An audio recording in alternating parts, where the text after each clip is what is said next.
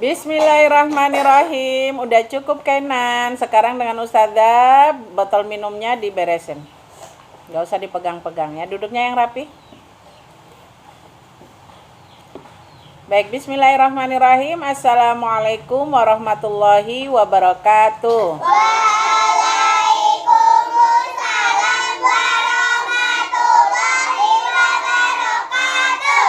Sama-sama kita ulangi dulu hafalan Quran surat Al-Lahab. Bismillahirrahmanirrahim. Nagara suaranya.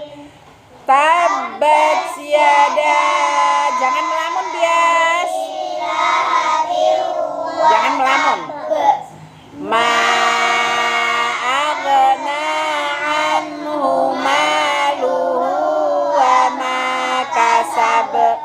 Saya naran datalahab wa imra'atuhu hammalatal hatab fi jidha hablum mim masad.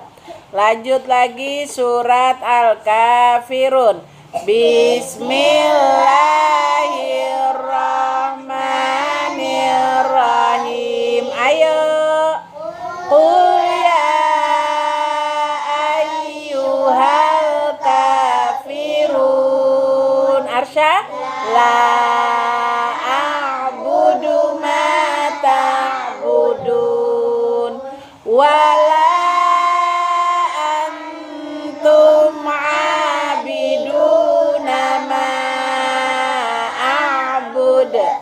wala ana abidum ma'abattum wala antum abiduna ma'abud lakum dinukum waliyadin. Selanjutnya surat An-Nasr. Bismillahirrahmanirrahim. Suaranya Zafran.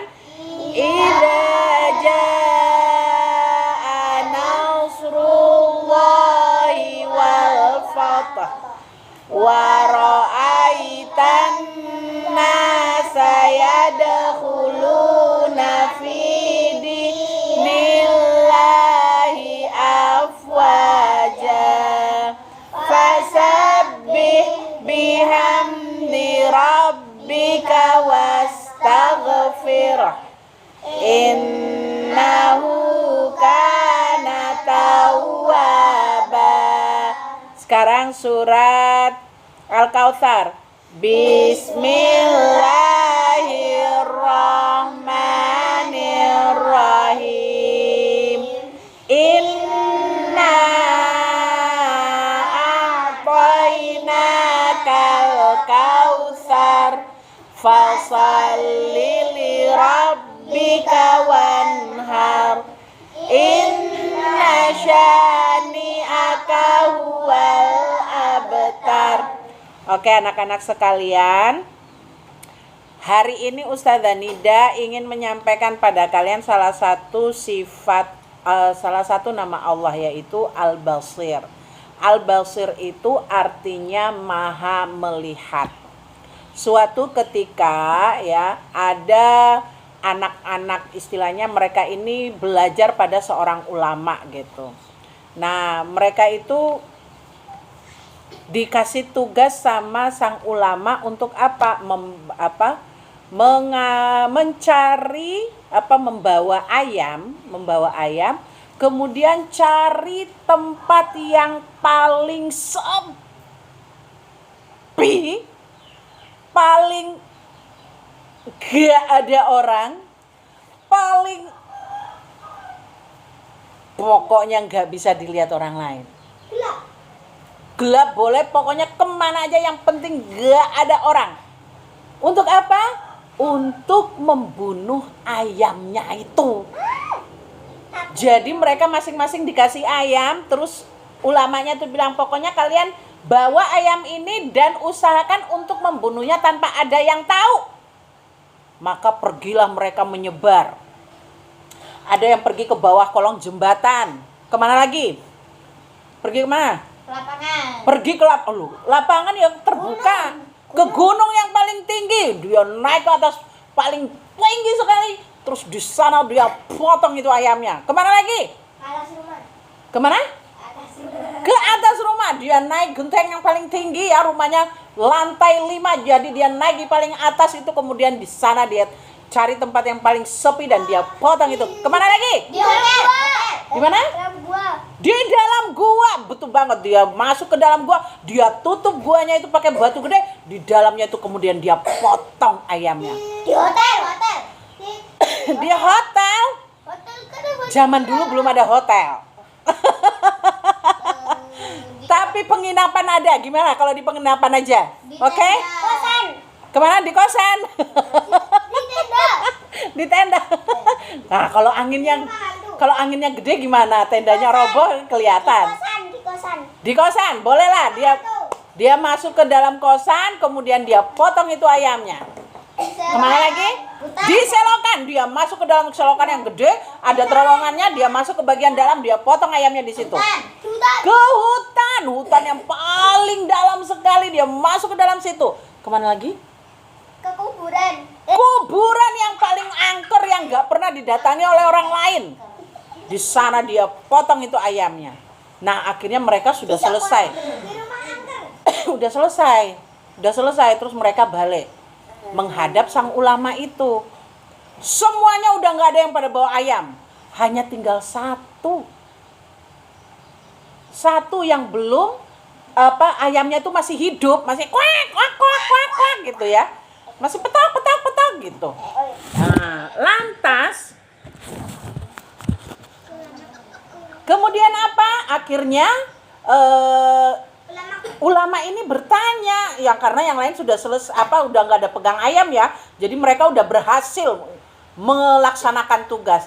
Nah, ulama ini penasaran kenapa kok anak yang satu ini tidak membunuh ayamnya sesuai dengan tugas yang diberikan gitu. Akhirnya ditanyalah sama dia, wahai anakku, kenapa kamu itu saya perintahkan untuk memotong ayam ini di tempat yang paling sepi, paling jauh, paling sunyi yang tidak bisa dilihat oleh siapa. Pokoknya kamu bunuh ayam ini tanpa ada yang melihat. Kenapa kok kamu nggak melaksanakan tugasmu?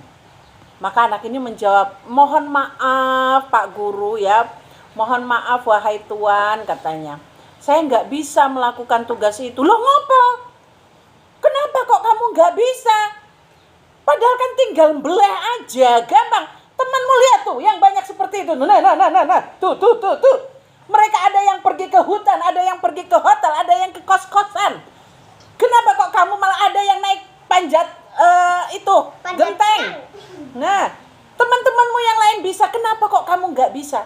Akhirnya dia jawab, wahai Tuan Guru, saya itu tidak mampu mendapatkan tempat untuk membunuh ayam ini, yang tempat itu nggak ada siapa-siapa yang bisa melihat. Mungkin iya manusia tidak bisa melihat. Tapi maaf Tuan Guru, Allah Maha melihat. Apapun yang saya lakukan, Allah pasti lihat dan Allah tahu. Di situ gurunya langsung memeluk anak ini tadi. Dengan terharu sang guru berkata, Masya Allah, Alhamdulillah. Wahai anakku, di antara semua teman-temanmu yang tadi sampai panjat-panjat genteng itu, yang sampai pergi ke hutan-hutan itu, hanya kamulah yang menyadari bahwa setiap perbuatan kita pasti Allah melihat. Dan dalam hal ini, kamulah yang berhasil melaksanakan tugas yang saya berikan. Akhirnya dia dikasih duitnya banyak sama gurunya. Oh, pokoknya banyak sekali. Pokoknya banyak, melebihi daripada itu. Infinity ya lah. Nah, anak-anak sekalian, apa yang kalian dapatkan dari cerita itu? Nafkah. Nafkah, ya Allah. Please deh. Apa coba, pelajaran apa? Apa? Allah Maha melihat. Betul bahwa Allah itu maha melihat. Dimanapun kita pergi, mau masuk ke dalam laut yang paling dalam pun Allah tahu. Nggak mungkin di sini aman, Allah nggak lihat. Enggak. Jangankan kalian sembunyi di tempat yang sembunyi, dalam hati kalian saja Allah tahu kok. Ya. Maka itu ya, kalian harus berhati-hati ketika bersikap. Jangan sampai nanti di kiri kanan kalian ada siapa? Malaikat siapa? Raqib dan Atid yang akan mencatat setiap perbuatan kalian dan dilaporkan kepada Allah. Iki Arsya ini loh ya Allah. Pada saat puasa ini diam-diam ternyata siang-siang dia minum es mambo. Contohnya. Iki loh ya Allah. Iki loh si Orlin siang-siang malah makan nasi padang. Ketahuan sama malaikat, dicatat. Ya Allah, iki loh bias. Udah jam 3:30, udah mau berbuka kok malah katanya haus. Lek terus pada saat wudhu malah minum. Lah, ketahuan. Ketahuannya sama siapa? Malaikat. Dilaporkan pada siapa? Allah. Bahwa sesungguhnya Allah itu melihat semua perbuatan kita. Maka anak-anak sekalian, besok tinggal sekitar berapa nih? 8. Tinggal 8 hari lagi. Sebentar. Berarti fokus ya. Nah gini, 8 hari lagi insya Allah kita akan puasa. Di puasa itu Ustazah Nida mau kasih tahu satu rahasia nih. Puasa itu adalah ibadah khusus antara manusia dengan Allah. Tidak ada yang tahu. Bahkan ibu kalian, bapak kalian, kakak kalian, adik kalian, tante, pak, de, siapapun itu tidak ada yang tahu kalau kalian gak puasa. Ya Bora? Sahur ikut sahur. Tapi pas pulang di rumah gak ada orang, kalian ambil makanan, kalian makan sampai kenyang, tidak ada orang, kira-kira mereka pulang tahu gak kalau kalian makan? Enggak. Maka puasa itu adalah ibadah yang khusus hanya untuk Allah. Ketika kalian merasa bahwa manusia tidak melihat, sesungguhnya ada Allah yang maha melihat. Jadi jangan coba-coba berbuka puasa sebelum waktunya.